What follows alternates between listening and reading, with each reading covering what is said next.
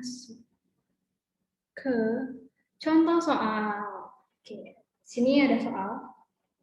Vincenzo melakukan ekstraksi dengan memasukkan 25 mili larutan asam suksinat ke dalam corong pisah.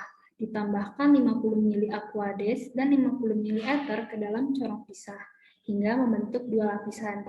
Kemudian dilakukan ekstraksi. Masing-masing larutan yang mengandung asam suksinat dipipet sebanyak 5 mili, kemudian dititrasi dengan NaOH menggunakan indikator asam basa. Penitaran dilakukan 2 kali dengan jumlah volume pemipetan yang sama dengan pemipetan pertama. Di sini datanya, dan ternyata ini NaOH-nya sudah distandarisasi dengan data yang tersedia. Nah, ini, ternyata di sini nggak ada pertanyaannya ya. Jadi pertanyaannya itu adalah berapa sih besarnya koefisien distribusi yang dimiliki oleh asam suksinat ini. Nah, kan kalau kita lihat nih kayaknya soalnya panjang banget gitu, terus datanya banyak banget. Tapi sebenarnya teman-teman itu hanya perlu fokus pada dua hal ini. Yang volume NaOH, volume penitaran NaOH untuk larutan asam suksinat dalam ether, dan volume penitaran NaOH untuk larutan asam suksinat dalam air. Nah, kenapa demikian? Karena kalau kita perhatikan, ini tuh semuanya perlakuannya sama, ya kan?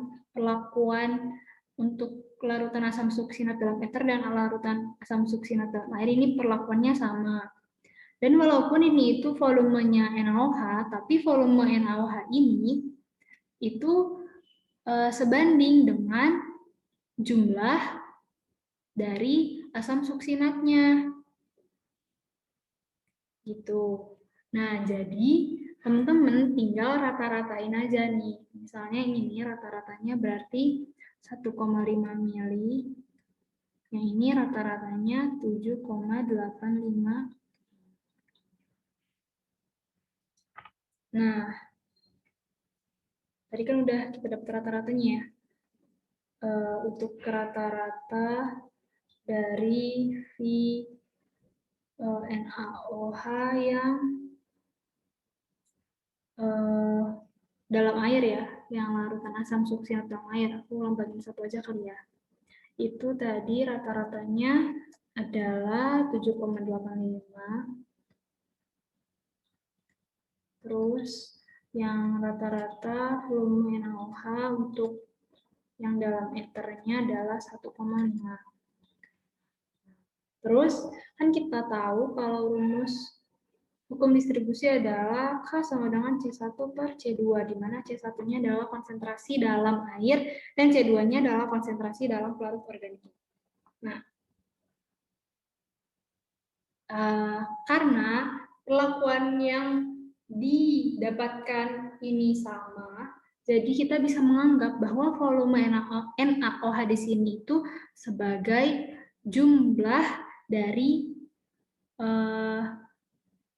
solutnya gitu, jumlah dari si asam suksinat tadi. Nah, jadi bisa langsung aja kita masukin ke rumus ini. Jadi C1-nya adalah 7,85, C2-nya 1,50. Nanti didapat 5,23. Ini teman-teman. Tapi kalau misalkan teman-teman mau pakai cara panjang itu juga bisa. Nanti teman-teman bisa mencari konsentrasi satu-satu dulu, misalnya persen asam suksinat dalam air. Rumusnya itu kayak rumus titrasi, kan tadi titrasi ya. Jadi Vp dikali Np dikali BST asam suksinat per mili contoh dikali 100%. Nah, ini nanti teman-teman bisa cari satu-satu. Yang dalam air berapa, yang dalam ether berapa. Nah, terus kalau udah dapat persennya, tinggal kayak gini juga dimasukin ke rumus. Persen dalam air dibagi persen dalam asam suksinat. Nanti pasti hasilnya sama, sekitar 5,23 juga. Semoga dapat dipahami ya, teman-teman. Nah, selanjutnya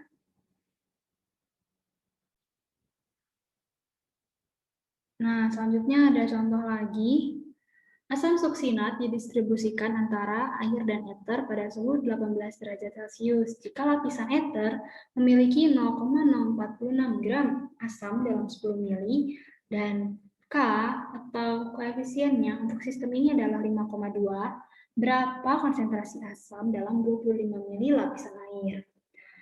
Oke, berarti di sini kita ditanyain itu C1-nya ya. Nah, sekarang kita bisa, biar gak bingung, kita bisa tulis dulu yang diketahuinya nih. K hanya 5,2. Terus C2-nya itu yang dalam meter 0,046 gram dalam 10 mili. Nah, karena 0,046 gram dalam 10 mili. Sedangkan tadi airnya itu adalah 25 mili.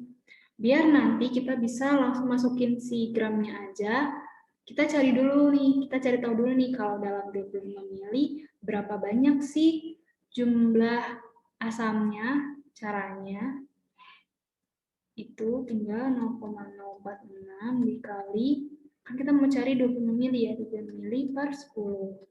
Nanti didapat sebesar 0,115 gram. Nah, kalau misalkan nanti eternya itu jumlahnya 25 mili, nanti asamnya ada 0,115 gram. Ini 25 mili. Kalau udah, langsung aja kita masukin teman-teman, K sama dengan C1 per C2. Karena sama-sama per 25 mili ya, jadi kita bisa langsung aja masukin si gramnya. 5,2 sama dengan C1-nya itu kan dicari gram per 25 mili dibagi C2-nya tadi 0,115 per 25 juga. 25-nya bisa kita coret. Jadi 5,2 dikali 0,115 sama dengan gram. Berarti nanti gramnya dapat 0,598. Berarti dalam 25 mili lapisan air akan ada 0,598 gram asam suksinat. Semoga bisa dipahami. Terus kita masuk ke soal yang terakhir.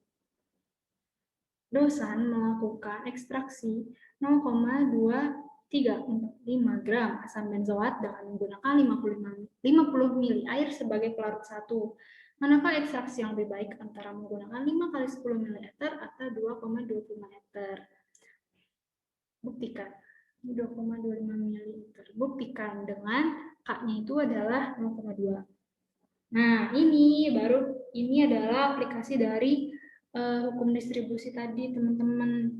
Penurunan rumus yang kita dapat itu yang WN sama dengan W dikali KV1 per KV1 tambah V2 pangkat N. Nah, ini kita tinggal cari aja zat yang tersisa dari masing-masing ekstraksi. Pertama kita cari dulu ekstraksi yang menggunakan 5 kali 10 ml.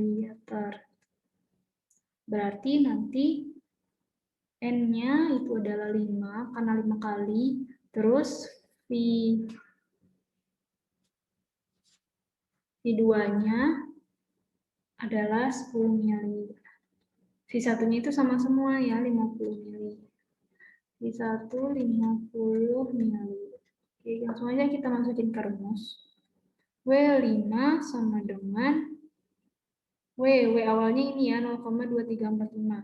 0,2345 dikali K, K-nya itu 0,2 dikali V1-nya adalah 50 per 0,2 kali 50 ditambah V2-nya 10. Pangkat 5. Nah, nanti setelah dihitung akan didapatkan W5 sebesar 0,0073 gram. Berarti setelah melakukan 5 kali ekstraksi dengan 10 ml penambahan ether, zat yang tersisanya adalah 0,0073 gram. Nah, coba kita bandingkan kalau kita mengekstraksinya itu 2 kali aja, tapi ethernya 25 ml. Berarti M-nya 2, V2-nya 25 ml, V1-nya 50 ml.